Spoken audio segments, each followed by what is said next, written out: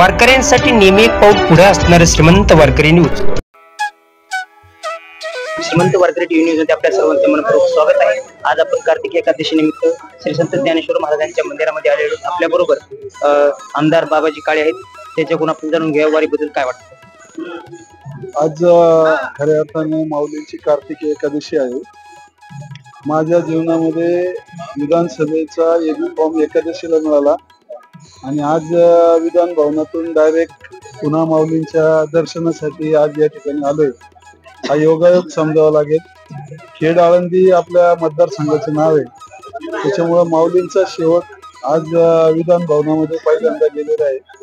त्यामुळं संपूर्ण खेड आळंदी विधानसभा मतदारसंघातील वारकरी बांधव यांचे आशीर्वाद घेऊन, माऊलींचे आशीर्वाद घेऊन या तालुक्याची सेवा करण्याचं व्रत मी या ठिकाणी घेतलेलं आहे. सर्वसामान्य जनतेला या ठिकाणी खूप आनंदी झालेली आहे की आपल्या जवळचा घरचा माणूस या तालुक्याचा आमदार झालेला आहे आणि त्या पदाचा उपयोग मी निश्चित या तालुक्याच्या सामाजिक, धार्मिक, शैक्षणिक सर्वांगीण विकासासाठी करणार आहे. आणि तसं देव मला बरोबर बुद्धी देईल, कोणती अडचण येणार नाही. या तालुक्यासाठी काम नक्की. आमदार म्हणून पहिले वारकरी म्हणून तुम्ही दर्शन घ्यायचे, आज आमदार म्हणून दर्शनाला आले, काय वाटतं? मी वारकरी म्हणूनच दर्शनाला आलेलो आहे. मी आमदार पद हे आपल्या सगळ्यांचं आहे. प्रत्येक नागरिक हा आपला आमदार म्हणूनच या ठिकाणी तालुक्यातला राहणार आहे. त्याचा प्रत्येक नजीकच्या कालावधीमध्ये या ठिकाणी सगळ्यांना येईलच.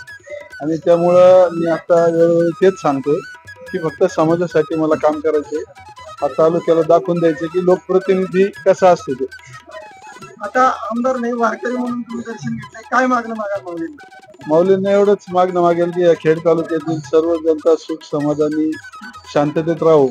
येणारी पिढी ही सुसंस्कृत होऊन खऱ्या अर्थानं प्रत्येकाच्या कुटुंबामध्ये ती पिढीच्या माध्यमातून हा तालुका एक चांगल्या दिशेने जावं एवढीच अपेक्षा आहे.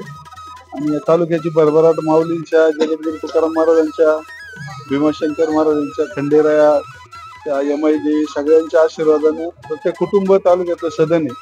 फक्त प्रत्येकाला चांगली बुद्धी देऊन, चांगलं आरोग्य देऊन जी वाटचाल चालली तालुक्याची अशीच अखंडपणे चांगली चालू द्यावी.